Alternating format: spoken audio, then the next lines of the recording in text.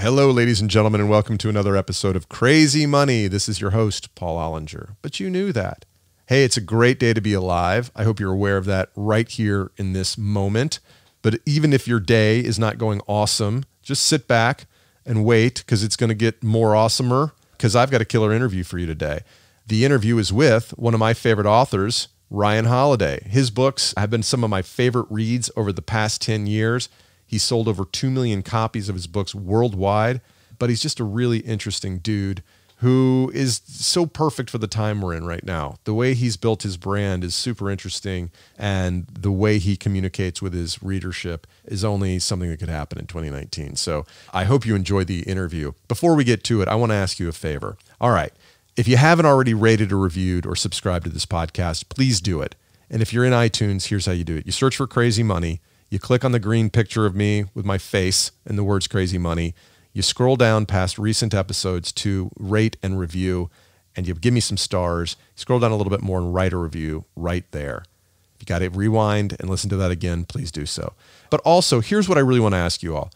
If you think what we're doing is interesting, take a minute to share this episode with 3 friends who would find it interesting as well.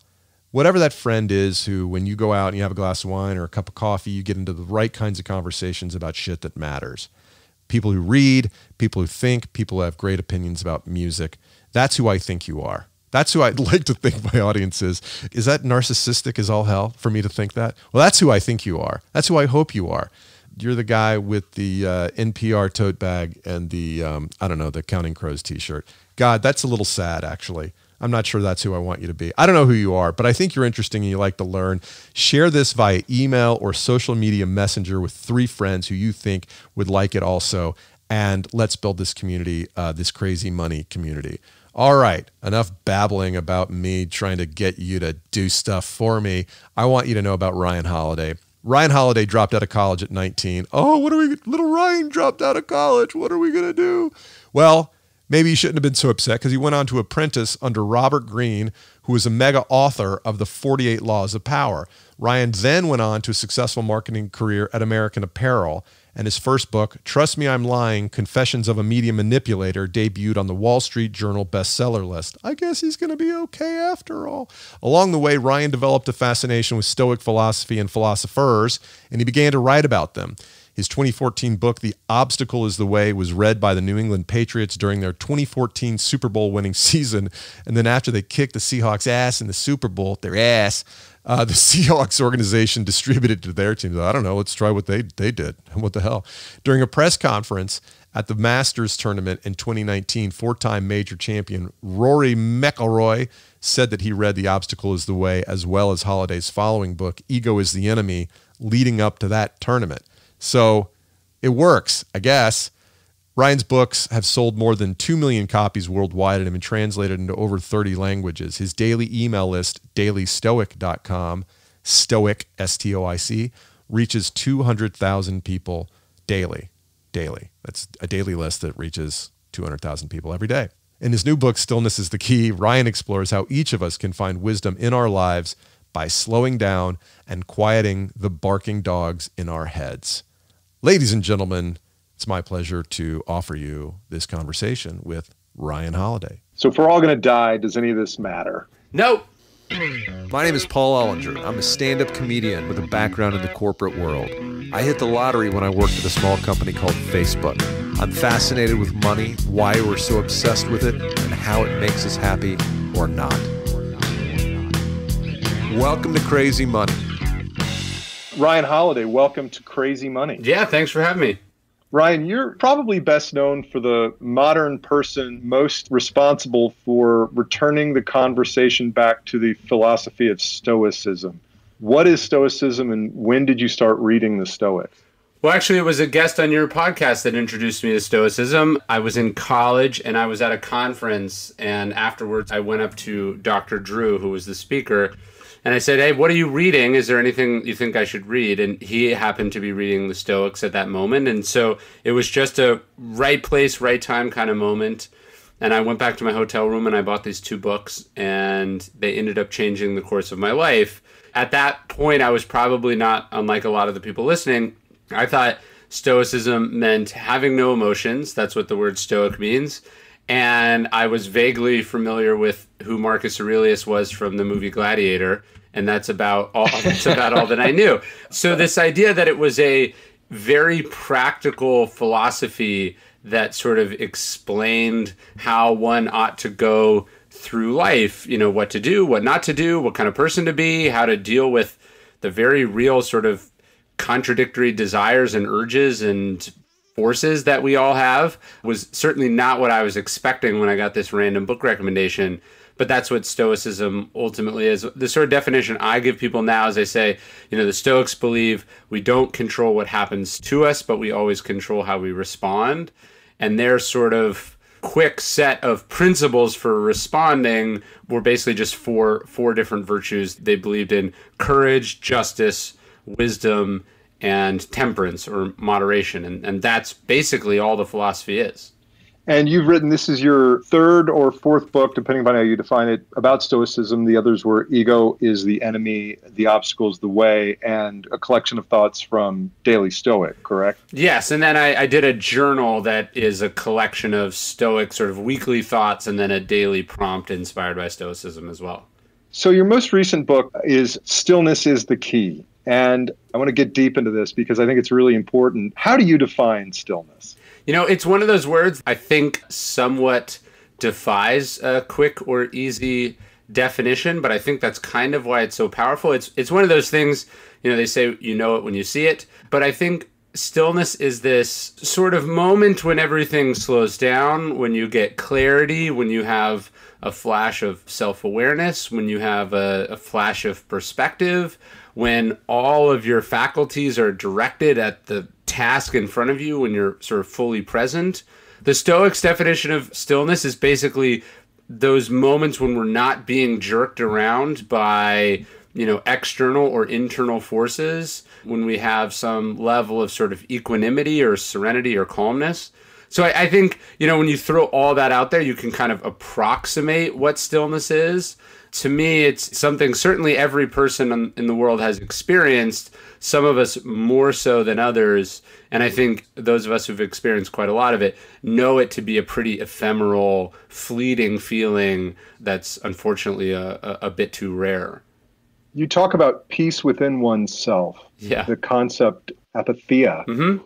So if you were to try to make that as a quick jump to English, that is not apathy as we know it today. No, it's sort of the opposite of apathy, right? Apathy is sort of like, I don't care. It's a sort of almost willful disengagement with the world. Apatheia is the state you get to, I think, through sort of active work on oneself and one's surroundings so that it doesn't matter what's happening in the outside world. You are in that state of serene sort of calmness and self-control. I opened the book with a story, and I think it's pretty relatable to all of us. But basically, Seneca, who speaks a lot about apatheia, he's in Rome trying to write this letter, and he's staying above this sort of noisy gymnasium, and he's sort of cataloging just all the noise that's pouring in through the windows. There's construction going on, and there's street vendors, and there's children running and playing, and there's a man getting arrested, downstairs, and he can hear sort of weightlifters throwing weights downstairs. You can hear people jumping in and out of the pool. You can hear people getting massages. You can hear groans and grunts. And he basically goes, it sort of reminds you of, I think, those like afternoons in New York City where you're just like, oh my God, how can anyone live here? This is horrendous. And he's writing about how even with all of this going on, a truly wise sort of disciplined person has to be able to cultivate the ability to shut all of that out and to focus on whatever the task is in front of them. And then I think he sort of hints at this, but what's so interesting about that scene is that as chaotic as it was outside, Seneca's personal life is also in this state of upheaval, and he's somehow able to push through all of that and write, these letters that we're still talking about 2,000 years later. So apatheia, again, is not the absence of caring. It's actually sort of caring so intensely that you're able to tune everything else out that doesn't matter away and focus on whatever the task you're doing is. I think what's really interesting about reading the Stoics is that you're reading the words of these 2,000-year-old men, and the problems they're struggling with are the same things we're struggling with today. The noise for Seneca was literal, but the real noise he's talking about is metaphorical and the noise inside of our heads. Yeah, absolutely. I mean, I think when shortly after Dr. Drew introduced me to Stoicism, I would say probably the passage that struck me most from Marcus Aurelius, to the point that as a 19-year-old, I typed it up and I printed it out and put it on my wall. But opening book 5 in Meditations, Marcus Aurelius has this dialogue with himself about getting out of bed early in the morning and how he'd rather stay under the covers and be warm, but he has to go to work. And he's sort of questioning, what is it about either the sort of lack of respect he has for himself or the lack of respect he has for his obligations or duties that he wants to spend another couple hours in bed, even though he's had a good night's sleep. And so we can think, because, today we have social media, or we have nuclear weapons, or we have any of these sort of modern inventions,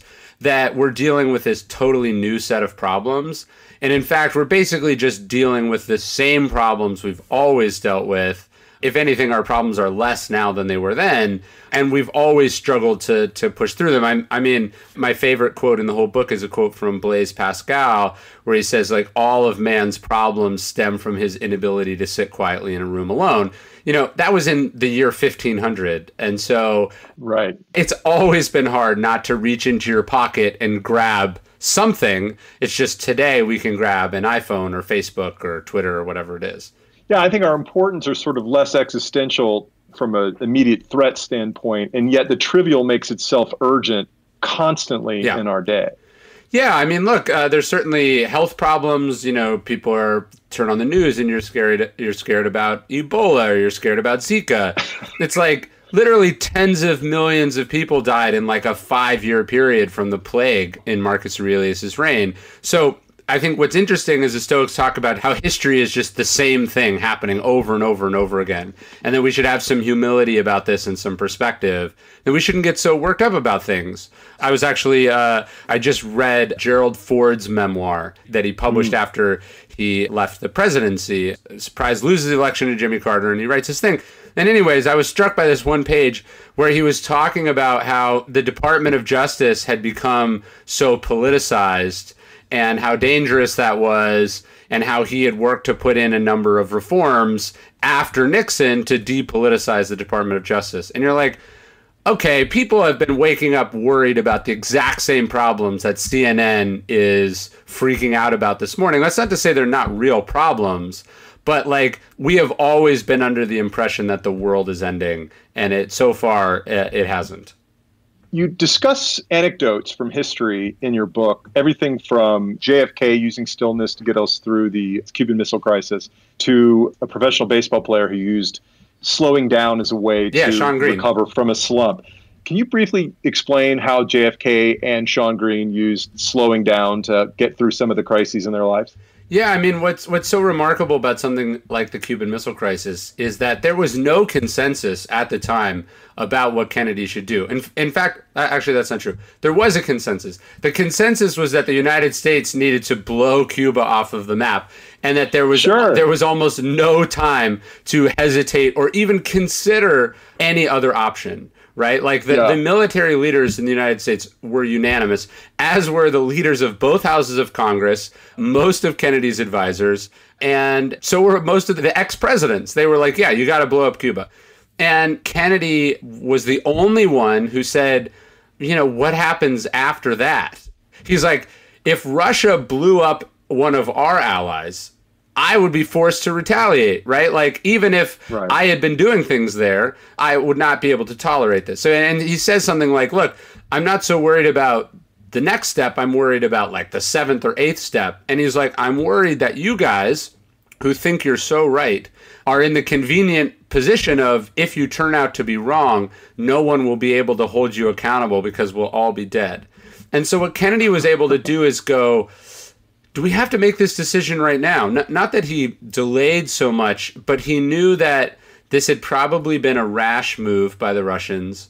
He knew that he didn't yet understand why they'd done what they'd done, and that perhaps forcing the issue, adding more urgency to the situation, was only going to escalate it and make it worse. And one of Kennedy's favorite expressions, he said, I like to use time as a tool and not as a couch. And so the brilliance of the missile crisis is how Kennedy buys his opponent time repeatedly to come to his senses.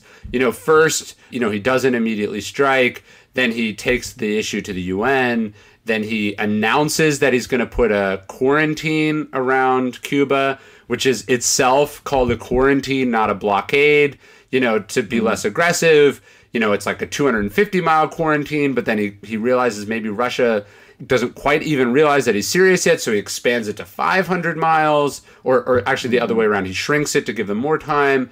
Just repeatedly, he's like, look, let's let cooler heads prevail here. Let's not react emotionally. Let's not do the obvious thing. And in giving himself time to think, he gives the opponent time to think. And ultimately, Khrushchev comes to his senses. It's probably the closest that the world has ever come to nuclear war, to, sort of catastrophic mutual annihilation. And this comes because Kennedy is the only one who has the sort of discipline not to react emotionally and the foresight to sort of slow things down and to think about the big picture. That was a really interesting perspective. And you see it in the current news cycle, the political world, all the time, where people rush to judgment. We, especially in an accelerated news cycle with social media today, you talked about the CNN effect from 20 years ago. Yeah. Well, the Facebook effect is the CNN effect on steroids, right? Yeah, I mean, look, Kennedy had 13 days to solve the Cuban Missile Crisis. Now it's like you'd have like 13 minutes, and it'd be like a tweet war of heads of state going back and forth. Like, not just, like the communications that go back and forth between Khrushchev are like pages and pages. These heads of states writing these long telegrams to each other, or whatever the communication was exactly, a sort of between a fax and a telegram, I guess. But anyways, the idea that you could negotiate something as complex as this in 280 characters is like just, I think, encapsulates just how preposterous our public discourse has come at this point. That's ultimately what it takes to solve really difficult problems. I tell the story in the book about Sean Green, one of the great home run hitters of our time. There's this line in from Yogi Berra. He says it's impossible to think and hit at the same time. It's really hard to do these things, and they take a lot of space, and they require a lot of nuance, and they require people who have the stillness and the wisdom to be able to navigate that. The person who thinks that they know what they're doing, reacting intuitively all the time, this is the kind of person that makes those sort of catastrophic errors or ends up escalating a situation. That part of the book is, I think, these are obviously old stories, but they are, very much of the moment, in the sense that we are struggling to come to terms with the fact that technology may have actually made our problems worse and not better. And what did Sean Green do specifically to change a situation he was in by slowing down? Well, so one of the things that happens when you're in a slump in sports is that your mind starts racing, right? You are trying harder and harder to get back to where you were before. But the irony is, before it was effortless. And so now, it's like if you've ever played golf, like the harder you try to be good at golf, the worse you are at golf. And that tends to be pretty common in sports, but I think also in life. When I hear about people, they're like, oh, I've booked aside the next 2 weeks and I'm going to write my book. I'm like, that's going to be a crappy book. Not just because it takes longer than 2 weeks, but the idea that you have left no room there there's no margin for error. You're going to go into it thinking you need to force it. And you're going to end up coming out with something that shows that. And what Sean Green was able to do is sort of relax and step back. He clears his mind, develops a really clear batting practice. He even goes back, if you've ever watched Major League batting practice, they're just hitting pitches that they're hitting off the pitching machine. He actually gets a tee, like a T-ball tee, and just starts practicing over and over again just his swing. He just wants to get back to the purity of the game. He repeats that Zen expression, chop wood, carry water, to himself. The idea is he wanted to be thinking about absolutely nothing at all. And I think what's so interesting about this is he ends up turning the streak around. He has this game in 2002 that's maybe the single greatest batting performance in the history of baseball. He hits like 6 home runs in one game. It's like madness. It's just unreal. But anyways, in this game, he goes from having been in a slump to having the performance of his life, like within 2 pitches, right?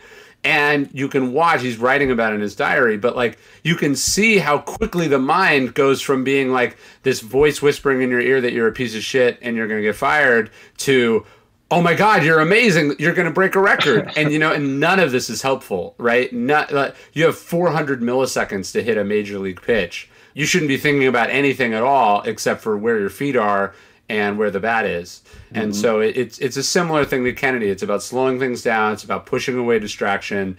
And it's about, focusing on the task in front of you. So for those of us who are not presidents facing existential crises Sure. or major league ball players playing in front of millions of people, what are the advantages of slowing down? Well, I think presence, like all these things we do are really hard. And this idea that you can do it and another thing at the same time is just, I think, arrogance. Like, it's funny, I'll do podcasts with people and it's like, it's clear that they're not listening to my answer. They're thinking about the next question that they're going to ask, or they're I'm not doing that. Of course, I hope not. But they're fiddling around with things on their computer. They're checking audio levels. They're not present. And this idea of presence, I think, is something that we've lost. Or when we think presence, we think like presence in the Buddhist sense, right? It's like thinking of nothing at all, being on a 5-day silent meditation retreat. And that's all well and good, but ultimately you have to come back and you have to make a living and you have to do work. And so I'm more interested in how is one present while they are giving a staff meeting or, leading a training session or trading stocks or doing things in the real world. I think that idea of presence, if it helps you hit a 95 mile an hour fastball better, I think it's going to help you make it through an argument with your wife. I think the skill is the difficult thing is the difficult thing, and very few things are hurt by being more present as you do them. So you shouldn't argue with your wife over text. Is that what you're saying? Yes. Or, how often are you having a seemingly regular conversation that escalates to a serious conversation that escalates to a full-blown fight? You sort of walked into because you were, checking your email at the same time and wasn't quite paying attention to the slowly escalating body language or whatever. Yeah. I think you could talk about that all day long, and the fact that we substitute remote conversation for actual presence when you can pick up on all the physical cues and instead of saying, hey, this is a conversation we should have in person. Right. You kind of fire off that tasty, feels good reply that you're going to regret later. Yeah, or even just like, we really don't need to have this conversation at all. We're just both upset. And if we waited 6 hours until we saw each other, it wouldn't even come up because we'd have moved on to something else. Like you see this in sports all the time. An athlete comes off a game and they're hot, or someone catches them with a microphone, or they're on their phone. Donald Trump is disembodied. You don't have to tweet this. Like, there's no gun to your head that says you have to share the thoughts that you have as you're having them. And in fact, if you waited a little bit, if you gave it some distance, you might find you don't even agree with that thing you thought 6 hours ago, and you wouldn't have kicked off this entire firestorm or controversy because you lack the self-control to stop yourself. Well, that presupposes that that's not part of his strategy in the first place. But well, I would suppose that there's no. I don't think crazy people have strategies, but yes, I get what you're saying. If we have time at the end, we'll go there, because I do want to hear what the author of Trust Me, I'm Lying thinks about the president's tweeting strategy. But before we go there, what we're talking about, though, is sort of like stillness as a process. And you talk about focusing on process as opposed to focusing on outcomes. Sure. How can routine be helpful in getting still? I talk to writers and they'll go, oh, how many words a day do you write? And that's, to me, usually a sign that this is someone who is either pretending to be a writer or knows very little about writing. You sit down and you do what you have to do for that day. Sometimes that's 6 words, sometimes that's 6,000 words, right? You show up and you do what you have to do. That's what the job is. The idea that it's page count is focusing on outcomes rather than on process. You measure progress on a book, maybe the shortest time period would be weeks, but probably months, right? Like, it takes months or years for a book to come together and to be any good. And so when people are like, oh, I put 3 hours in today and I'm 2% closer to being done. No, you're not. You show up every day and you put in the work, and slowly but surely this accumulates. And in the way that every day we're getting older, every day your hair or your beard is growing or whatever, it's a process. You show up, you clock in, you clock out, and outcomes come from that. Like the same goes for marketing or selling a book. People are interested in what a book does in its first week, but I think every single one of my books opening week now accounts for well under 1% of the total sales, right? And so the launch is meaningless. What matters is what you do week in and week out. Do you keep going? Do you not quit on it? Do you keep pushing it? Have you made something that's part of the larger conversation in some way? And so people are way too obsessed with results. They way undervalue just process or routine or ritual when it comes to getting those same results that they claim to want. You say if we aim for the trophy, that is outcomes like recognition, money, or power in life, we'll miss the target. This podcast is about money and about happiness and about careers. And I think a lot of the times we are focusing on the wrong things, and that we're thinking about, well, if I do this, I'll get money. If I do this, I'll get recognition or achievement. But it's the doing of that thing that makes up the hours and days of our lives. Sure. And thus we find ourselves focused on the wrong thing and not happy as a result. Yeah, sure. I mean, at some point, I had this idea that I wanted to become a millionaire by the time I was 25. Like, I just had this goal. It didn't end up happening exactly like that. I forget what age it actually ended up happening. But first off, like, nobody throws you a fucking parade. Like, nothing happens, right? Like, it doesn't change. It doesn't change anything. Totally true, man. It's totally true. But like, it not only does it not change anything, it turns out that that's not even, that the money is actually a byproduct of the process of doing the things that you want to do. So it might be like, yeah, sure, maybe you can save your way to $1 million, like, picking up pennies on the ground and these systems you can come up with, and you can kind of save your way there. But I found that, I prefer, Jim Collins has that concept of a flywheel, where it's like when you get everything lined up and you really give it, eventually it just starts operating under its own power. And then you find out that even your sense of what a goal was, like, hey, I want to accomplish X, was actually naive and probably underestimated what the real potential, outcome was. So I think it's much more about like finding something you really enjoy doing, that you're really good at, that you would do for free even if you weren't getting paid. When you sort of find that lane where you're the only person doing your thing, or you're the absolute best one doing that thing, the money or the recognition, they follow.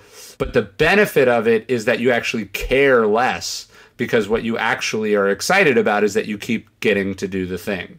Right. Your reward is that if you want to chase your dream, forget about whatever metrics you've used up to this point in your life to define success. Because the only thing you can be assured of if you want to become a painter or a comedian or a podcaster, for God's sake, is the opportunity to do that thing. Yes. That's what you get. And the answer to the question, what would happen if I gave it my all? That's like what you get. Yeah, I mean, I was talking to Casey Neistat one time, and he said something. He was like, you and I don't care about money. And I was like, we don't. I thought that we did. And he was like, look, no, he's like, if you really cared about money, you would work in advertising. He's like, you wouldn't be writing books, you would work in advertising.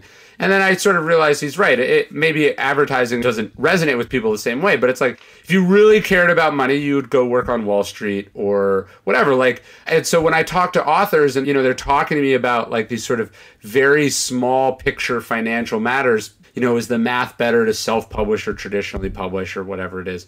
I go like, look, like, if you're in this to make money, you made a really stupid decision, because like writing books is like the worst possible way to get rich. You're selling a thing people don't really want, that's really hard to do, and has really bad margins. Like you pick the wrong business. Like, you should go try to make money in something else first and then come back to writing if that's what you need to feel like safe or secure. And so it's just, I have some version of that conversation with a lot of people. It's like, I gave a talk to the Navy a couple months ago, and it was like, look, like, if you guys got in this to be like famous and important and well known, like, you picked the wrong profession. You got into this because you have some sense of duty or some love of country. So like, let's make sure that when we're making individual decisions about like what job to take or how to treat people or what to say in a media interview, that what we're doing is in line with that larger value that we have. And so that's something, I think about if I'm negotiating a deal or I'm deciding, do this or that. Ultimately, what I care about is writing books and having those books have impact. Obviously, I want to be compensated fairly, and I'm certainly not going to take less money than the market will bear. But I'm not going to, like when you see these NFL players that are like sitting out a season to get a better contract, I'm somewhat of mixed mind on it, because it's like, wasn't the whole point to play football for as long as you could play football? Mm-hmm. I'm not saying that $5 or $6 million isn't a lot of money, but like, what if you tear your ACL on the first game of the season you're back? Like, are you going to be glad that you have $3 million, or are you going to be mad that you lost one of your 7 eligible, seasons? Right. Yeah. Speaking of authors not selling books, the alternative name for this podcast was Novelists in Cars Complaining That Nobody Fucking Reads Anymore. Yeah, of course. Of course. It's a hard business. So you better, if you're handing over your identity or your happiness in the business with what your weekly sales numbers are, you're going to be really unhappy. If your happiness is, I can't believe I get to write novels, then, you have some semblance of control over your happiness. No doubt about it. And the road is way longer than I think anybody even can imagine how long it's going to take.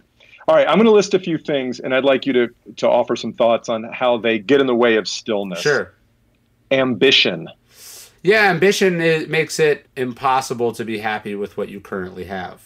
My goal was to write a book. That's what I thought success was. And before it came out, I changed my mind, and now it had to be a best-selling book. And then, before the paper was even framed for that accomplishment, I was selling the next one. And then it's the same. We're just constantly moving the goalposts. I'm not saying ambition doesn't spur us forward, but at the same time, it is the enemy of contentment.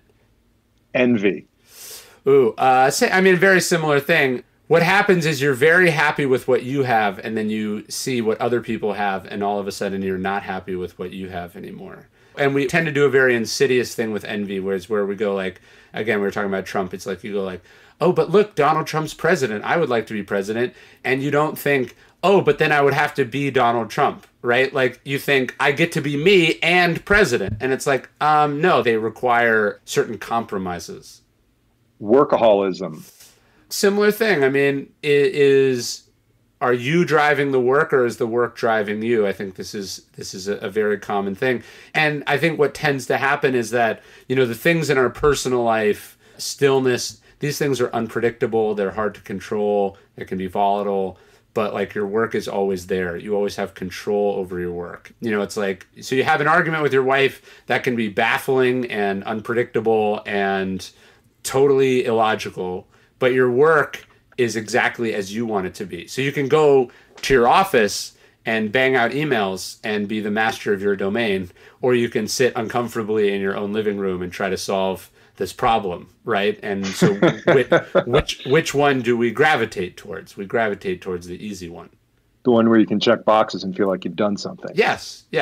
You've identified, I think you've done a great job of identifying the problem. Use some quotes. MLK, Martin Luther King, diagnosed there's a violent civil war raging within each of us between our good and bad impulses. You clearly diagnosed that we all have barking dogs in our heads. Yeah. And that in our current days of social media and technology, we are overfed and undernourished.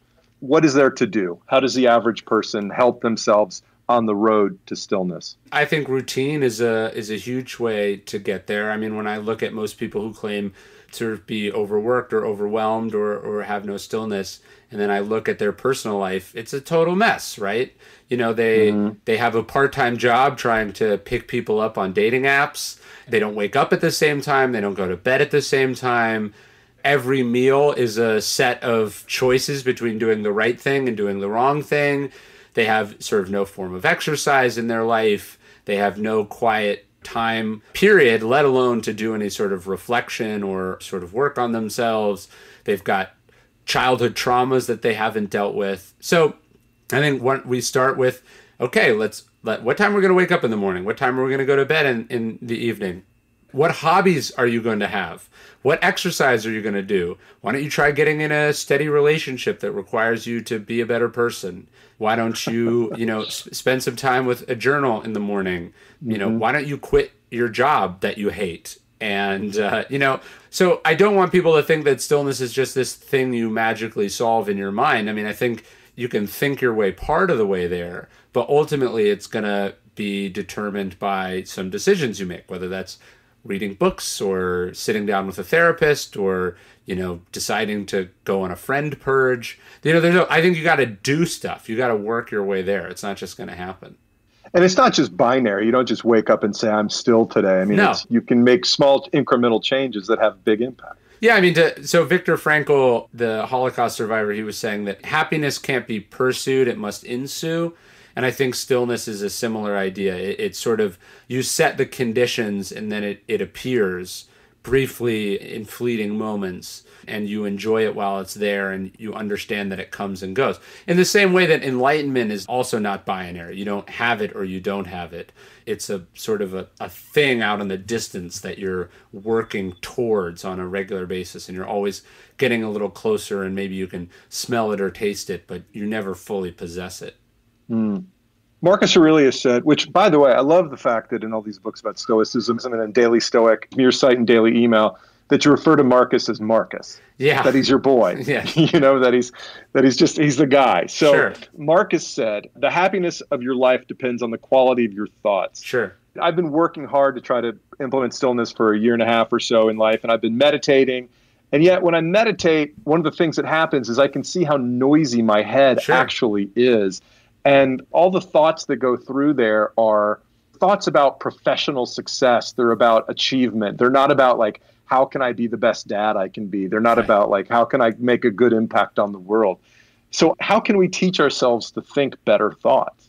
I think what the Buddhists would say is it's sort of you let these thoughts happen, but you don't have to actually take hold of them, right? So it's you're sitting there, you're meditating, or you're sitting on a plane and you're waiting for it to take off, and you're like, oh, I want to make this amount of money this year. Or, I can't believe so-and-so is doing this. Like, I can't wait to beat this person or whatever.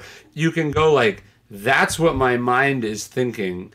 You don't have to identify with these thoughts, right? So I think part of it is going like, okay, that's this sort of thing that's sort of passing through, and I'm just going to let it keep on going. I don't have to reach up and grab it and sort of hold on to it. So I think that's one thing. And so it's like realizing that this idea that we're not our thoughts, that the thoughts are just these, in some cases, these sort of spontaneously occurring entities in our minds, and that we can choose which ones ultimately we're going to have as our values and which ones we're not going to do that with. But the idea of setting better priorities is something I sort of think about in my own life. It's very easy, again, because your career is very measurable. It's easy to see, I performed at Carnegie Hall, I got up 6 times this week, or, I wrote 3 articles, or, my podcast got however many downloads. That's all very measurable. But was I a better dad? Yes or no? That's much more amorphous. And so we tend to gravitate towards what's measurable. So like, how can we try to set better priorities in our lives where we are actively working on those things? To me, this is something journaling is really good for, because you can sort of set intentions and then measure yourself against those intentions. So it's like, hey, I want to be more patient around the house. So you write this to yourself, and then, 2 days later, you're like, okay, how have I been the last 2 days? And you're like, not patient at all, And so, how do you sort of work on those issues? Again, your boss is going to give you a performance review. Your family is not going to give you a performance review. So you have to do that for yourself. And if you're not going to do it, nobody's going to do it. And of course, You're not really going to get any better at it. One of the key grounding points of Stoicism is the concept of memento mori. Mm-hmm. And literally translated, remember you will die. Yes. So if we're all going to die, does any of this matter? No. Does this just descend into nihilism? No, I think to a certain extent that's very freeing. It's not that it's nihilism, but it's like someone was saying like to me the other day about being remembered. And it's like, you're definitely not going to be remembered. And even if you were, what good would it do you? Like, you're dead, And you hear Marcus Aurelius talk about this over and over again. He's like, who remembers Vespasian? That's like the emperor, like 3 emperors before Marcus Aurelius. He's like, there's the guy who had my job like 3 generations ago. Right, nobody even knows who he is. And I mean, who's again, Harry Truman? Yeah, right. I mean, who even knows who Marcus Aurelius is? I mean, sure, there's like some of us that do, but I mean, again, most people think that he's that guy that dies at the beginning of Gladiator. Like nobody knows. And even if they didn't, right? Like, what good does it do Marcus? He's dead. And so it's not that goes nothing matters, but I think it goes trading the things that we know are good, being a good person, being a good dad, being present, taking care of yourself, doing your best work, whatever. These can't be compromised for doing something that we delusionally tell ourselves will give us posthumous fame. You know what I mean? We go, oh yeah, so-and-so was a horrible person, but look at all the money they donated to charity, and now there's still hospitals with their name on them. Like, I mean, so was the trade worth it? Probably not, and so I think it's the idea of memento mori is not that none of this matters. It's that this moment right now really matters because it's the only thing you have for certain. And so do you want to be a good person in this moment, or do you want to be a bad person in this moment? Do you want to chase temporary pleasure in this moment, or do you want to do, what you're actually truly capable of and called to do in this moment? And this sort of decision is yours. I'd like to know a little bit more about how you implement these things personally. What's your typical day like? It depends. I mean, I think earlier in my life and career, I was very much about a routine. And now I'm much more about like having routines or having a sort of rhythm that I go back to even or despite the interruptions to that routine. I mean, that's one of the things that having kids has been very humbling for is like, I don't get to choose when I wake up. I don't choose what time I go to places. Like their nap schedule determines these things, and it's a moving target on a daily basis. So it sort of depends. But I mean, generally, I like to get up early. I go for a walk in the morning. I try to write as early as possible, get the important things done at the beginning of the day. I try to limit the amount of decisions that I have to make during the day. I limit the amount of things that are scheduled during the day. Like if I pull up my calendar, let me see. Today I had 2 things scheduled for the entire day. I want to have as little things scheduled so I can, if anything I'm not doing scheduled in the calendar, I'm doing the most important thing to me, which is writing. And then after that, spending time with my family. Everything else there's no room for anything else. You're now a very in-demand speaker and you write prolifically. How do you keep yourself free of being overwhelmed with? You could speak, presumably every single day of the year if you wanted to. I don't think quite that much, but sure. I mean, you could speak as much as you almost want to, right? I mean, How do you decide what's enough or what your goals are for that part of your working life? I mean, one decision I made, I'll give you 2 sort of practical things. One, I hired a speaking agent because I knew that when the inquiries come to me, my instinct is to say yes. And I have trouble sort of asking for whatever the sort of market would actually bear. I think more like I wouldn't ask a human being for this much money, but if I have an agent, they sort of have a less emotional reaction to it. And then took me a lot of work and a lot of time to get to having the luxury of being able to say this, but I also made the decision I just don't talk for free. A lot of people are like, hey, come, it'll be good for exposure, or come, you could sell books in the back of the room, or we'll buy 50 copies or whatever. Speaking is a little bit different than comedy in that, like, it's not individual fans that are supporting it, and it's not so much about reps as it is you're speaking to a multi-billion-dollar corporation, like they have money, It was even interesting for me, like, I get inquiries to speak to like government groups or the military.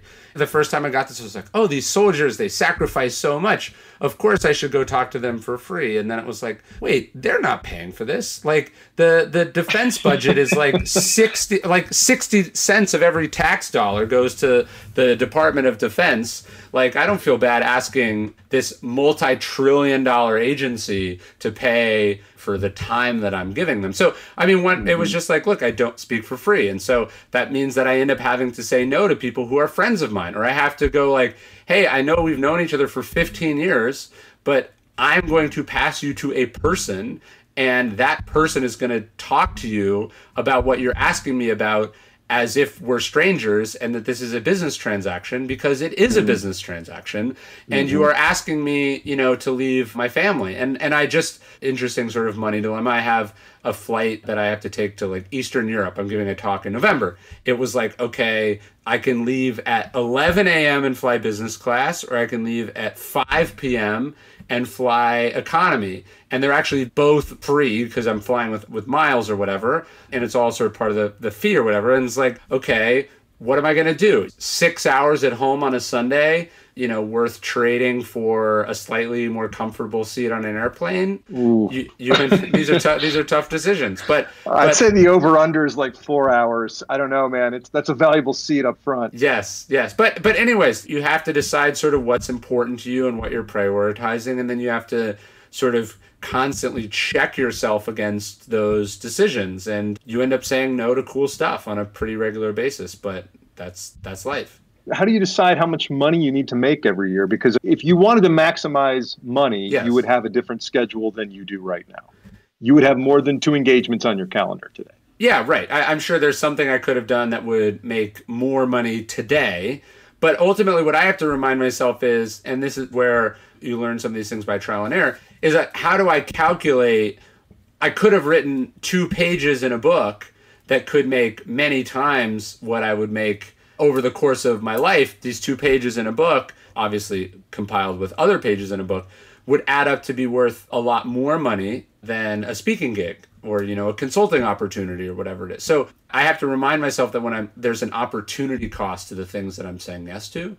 And I'm not always good at it, and I definitely mess up. I don't go into the year going, here's how much money I want to make. And in fact, my business is somewhat weird because I have books and I have speaking and I have consulting and I have investments. So I honestly I usually don't find out how much money I made until like the summer of the following year when the taxes are finally compiled, which is probably a function of my prioritization that I it's not that important to me because I try to live below my means.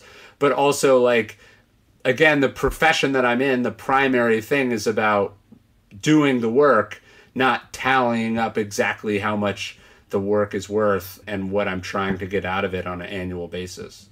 Has that changed from 5 years ago or 8 years ago when you were just starting out? Yeah, of course. I mean, look, it was the numbers were much smaller 8 years ago, and there was, it was like I had one book, and so there was an advance for said book, and then there was every couple months there was like a speaking gig or whatever, right? So it was I could do that math in my head. Now there's just different things. I mean, I have 10 books, right? And each book is on a biannual, like twice a year royalty schedule. And it's based on when they come out. So it's just not, I don't get a monthly check. It's very lumpy. And with books, you get advances. So some of my books have earned out. Some of the books haven't earned out. And, it's a weird, strange profession. So I guess what I'm saying is I don't think that I'm in the profit maximization phase of my career. I'm in the important work in the prime of my career phase and the profit maximization when things slow down a little bit.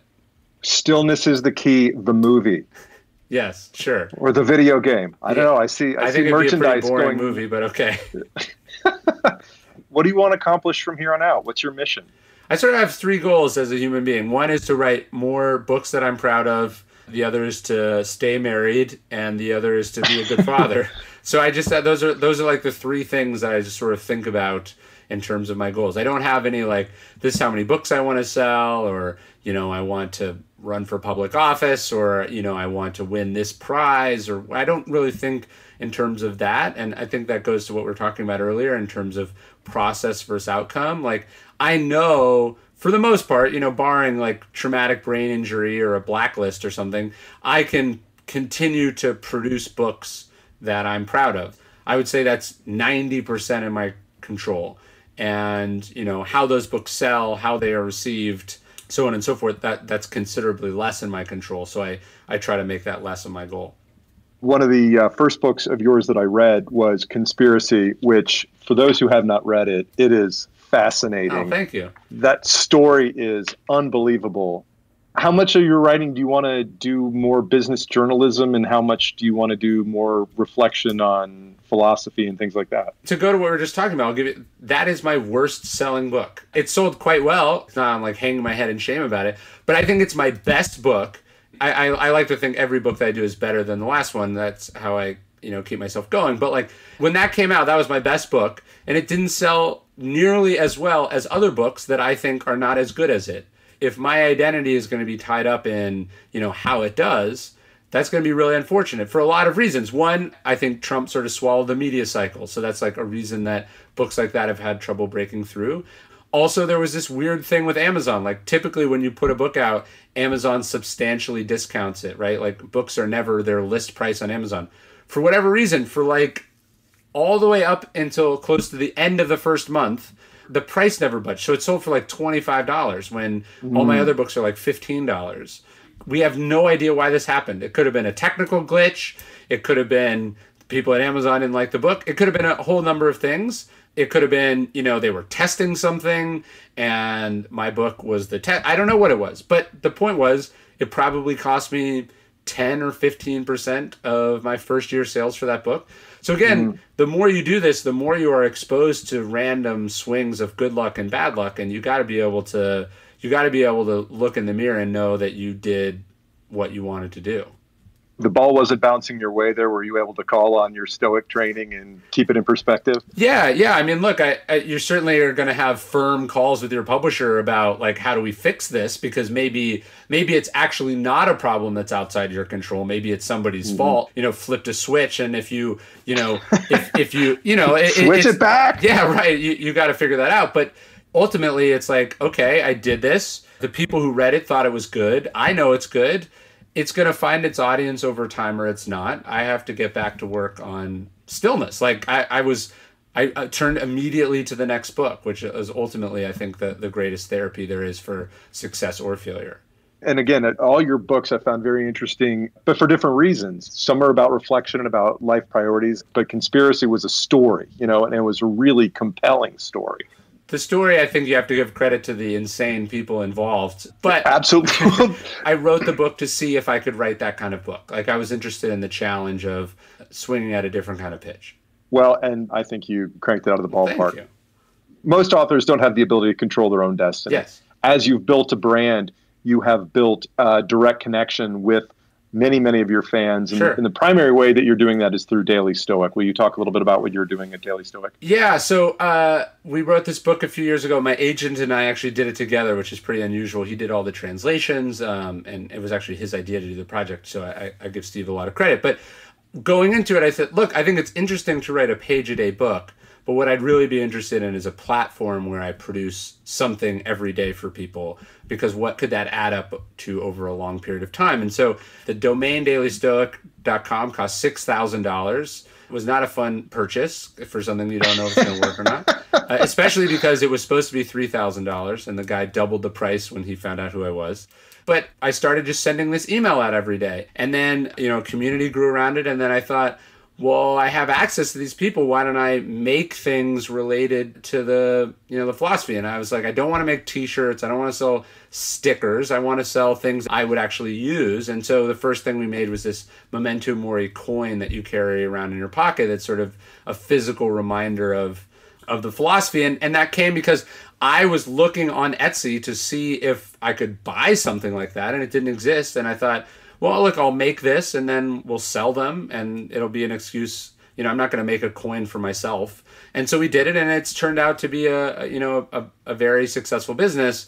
But more than that, it's given me a different sort of relationship with the audience. And like you said, you control your own destiny. Like, for this book, for Stillness, I have like mailing addresses, like of people who are my readers. I can mail them an announcement that the book is coming out in a way that I could never do before, because I actually have book publishing, like the movie business or sports. You have so many layers between you and the actual paying customer. I mean, right. I sell my book to a publisher who themselves is a conglomerate, who sells that book to book chains and to Amazon, and then those people sell it to my readers. And so to be able to cut out the middleman and go, look, I have this thing, it's for sale, here's what it costs, buy it if you want it, has been very interesting.